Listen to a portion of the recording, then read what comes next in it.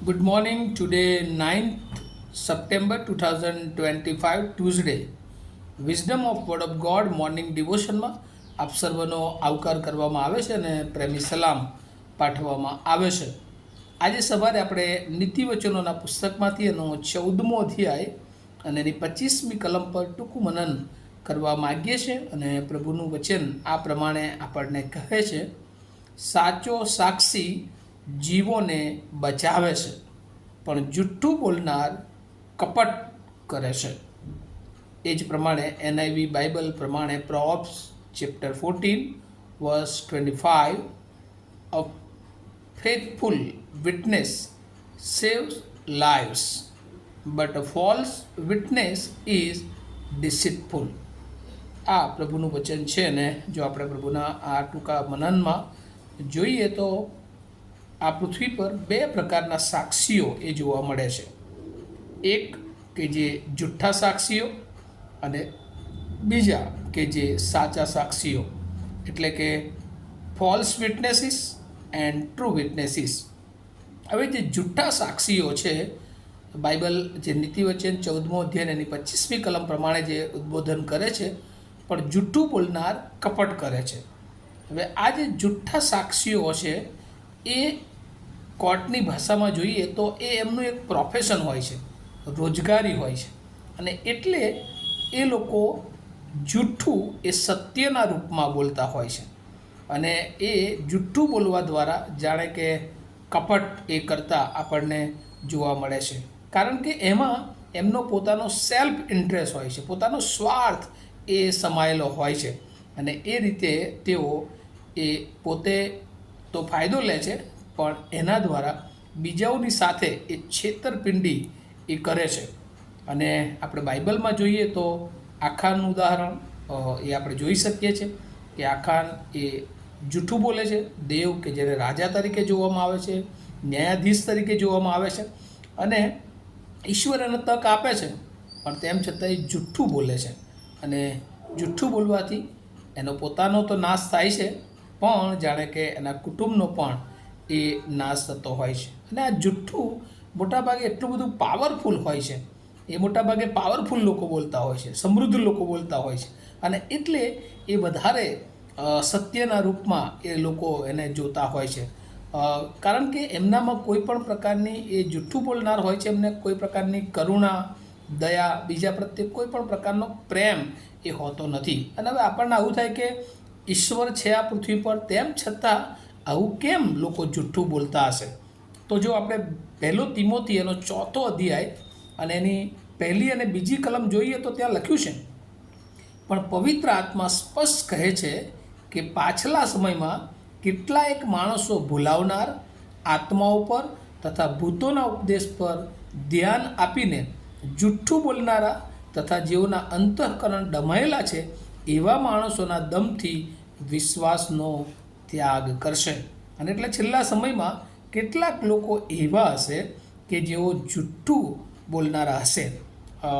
તીતસ એનો પહેલો અધ્યાય એની 15મી કલમ પણ એ પ્રમાણે કહે છે કે શુદ્ધોને મન સઘળું શુદ્ધ છે, પણ ભ્રષ્ટ તથા અવિશ્વાસીઓને મન કંઈ પણ શુદ્ધ નથી.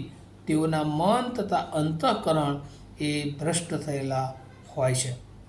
બીજો પિતર 3:3 પણ એ પ્રમાણે લખ્યું છે, પ્રથમ તો આ વાત જાણો કે છેલ્લા સમયમાં ઠઠ્ઠા કરનારા આવશે, જેઓ પોતાની દુર્વાસના પ્રમાણે ચાલશે. અને આ બધા પ્રભુના વચનો, અને હજુ ઘણા બધા વચનો આપણે કહી શકીએ કે છેલ્લા સમયમાં જ્યારે પ્રભુ ઈસુનું આવવાનું થશે ત્યારે જૂઠ્ઠા બોલનારા લોકો એ હશે. એ પોતાના સ્વાર્થ પ્રમાણે એ જીવતા હશે, પણ એમને એવું લાગે છે કે અમે આ જુઠ્ઠું બોલીને કોઈકની સાથે કપટ કરીએ છીએ, કોઈકનો નાશ કરીશું, પણ ન્યાય ખાડે એ જુઠ્ઠું બોલનારાઓ એ બચી શકશે નહીં. અને બીજા જે સાક્ષીઓ છે, અને તો ટ્રુ વિટનેસીસ, સાચા સાક્ષીઓ, હંમેશા તે લોકો એ સત્યની પડખે ઊભા રહેનાર હોય છે. જે સાચું છે તેને તેઓ અનુમોદન આપનારા હોય છે. ઘણીવાર એના માટે બહુ મોટું બલિદાન પણ આપવું પડતું હોય છે. પણ સાચા જે સાક્ષીઓ છે, બાઇબલ કહે છે સાચો સાક્ષી જીવોને બચાવે છે. ફેથફુલ વિટનેસ સેવ્સ લાઈવ્સ, જીવન બચાવે છે. ઘણી બધી વાર એ ખોટી રીતે કોઈને ફસાવી દેવામાં આવે, પણ એ સાચી સાક્ષીને કારણે, પુરાવાને કારણે તેનો જીવ એ બચી જતો હોય છે. સાચો સાક્ષી એ માણસોને દુષ્ટતાથી છોડાવે છે. અને આપણે જોઈએ છીએ જૂના કરારમાં બીજું પણ એક કેરેક્ટર યહોશુઆ, કે જે સાચી માહિતી આપે છે અને એ ઇઝરાયલ પ્રજાને જાણે કે યોગ્ય માર્ગે લઈ જાય છે, સફળતા અપાવે છે, બચાવે છે બીજા અર્થમાં. અને એવા ઘણા બધા માણસો છે કે આજે પ્રભુના વિશ્વાસુ, પ્રભુના બાળકો થઈ અને ઘણા બધા લોકોને બચાવે છે. આપણે આપણા જીવનને વિચાર કરવાની જરૂર છે. શું આ પૃથ્વી પર પ્રભુના બાળકો તરીકે શું આપણે સત્યના સાક્ષી થવાને માટે તૈયાર છીએ, કે પછી આપણે દુષ્ટતાના હાથારૂપ જૂઠા સાક્ષી બનીને નાશ તરફ આગળ વધી રહ્યા છે? છેલ્લો સમય છે અને આ પૃથ્વી પર જૂઠું બોલનારાઓનું રાજ, જૂઠું બોલનારાઓનું બહુ મોટું પ્રપંચ, જૂઠું બોલનારાઓનો અવાજ મોટો ઘણી બધી વાર એ આપણને દેખાય છે. પણ એ બધામાં પ્રભુ આપણને કહે છે કે એના બાળકો તરીકે આપણે ટ્રુ વિટનેસીસ, વચનો પણ ઘણીવાર જુદી રીતે લોકો પ્રગટ કરતા હોય છે, પણ આપણે સાચી રીતે પ્રભુના વચનો, પ્રભુની આવવાની વાત એ આપણે જાણીએ છીએ ત્યારે આપણે તૈયાર રહીએ પ્રભુને મળવાને માટે અને પ્રભુના સત્યના માર્ગે. સત્યનો વિજય એક દિવસ પ્રભુ કરવાના છે અને સત્ય એ તો પ્રભુ ઈસુ ખ્રિસ્ત પોતે છે. અને સત્યને આપણે સ્વીકારીએ, એ સત્યના માર્ગે ચાલીએ અને હંમેશા આપણી જીભ એ સત્ય ઉચ્ચારનારી હોય, કે જેથી કરીને એ લોકોને એ નાશથી બચાવે. અને એ વાતો સમજવાને માટે અને આપણને પ્રભુ એ કૃપા આપે કે આપણે હંમેશા લોકોને માટે, આપણા પોતાના જીવનને માટે સાચા સાક્ષીઓ એ બનવા આગળ વધીએ. આવું આપણે પ્રાર્થના કરીએ. અમારા જીવંત અને દયાળુ ઈશ્વર, અમે આભાર માનીએ છીએ. સત્યતા અને જૂઠ એ બે બાબતો વિશે તમે અમને શીખવ્યું છે.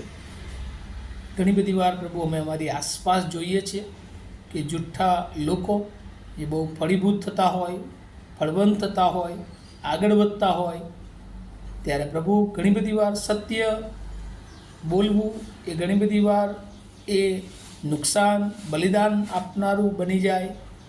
પણ એમાં પ્રભુ તમારી ઈચ્છા હોય છે અને આખરે પ્રભુ અંત એ સત્યના માર્ગે ચાલનાર, સત્ય બોલનારના હકમાં પ્રભુ તમે આશીર્વાદ આપો છો અને તમે આવવાના છો અમને લેવાના માટે. ત્યારે અમે તૈયાર થઈએ એ તમારા વચનોમાંથી અમે શીખ્યા છે.